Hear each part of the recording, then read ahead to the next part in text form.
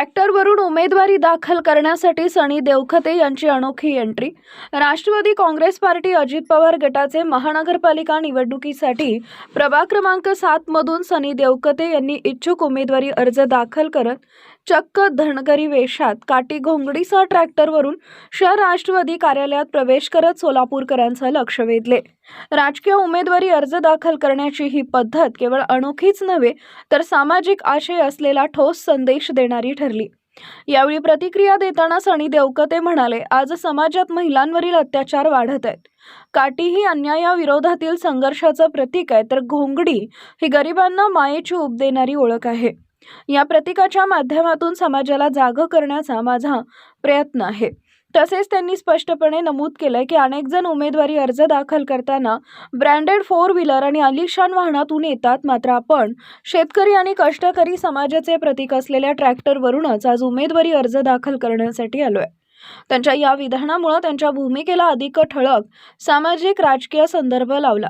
राष्ट्रवादी काँग्रेस पार्टीचे राष्ट्रीय अध्यक्ष तथा उपमुख्यमंत्री अजित पवार यांच्या नेतृत्वाखाली सोलापूरच्या सर्वांगीण विकासासाठी आपण निवडणुकीच्या मैदानात उतरत असल्याचं देवखते यांनी सांगितलं।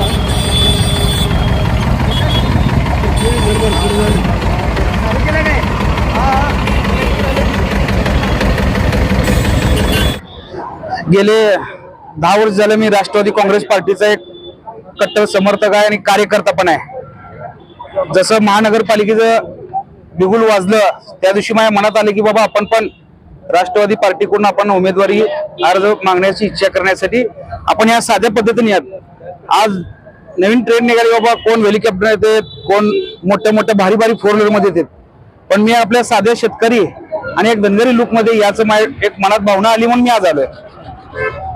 काय मागणी आहे आणि कोणत्या प्रभागातून मागणी केलेली आहे, काय पेहराव केलाय तुम्ही? माझी खरं मागणी म्हणजे प्रभाग 7 हा आमच्या सोलापूर मधला एक भाग आहे चांगला।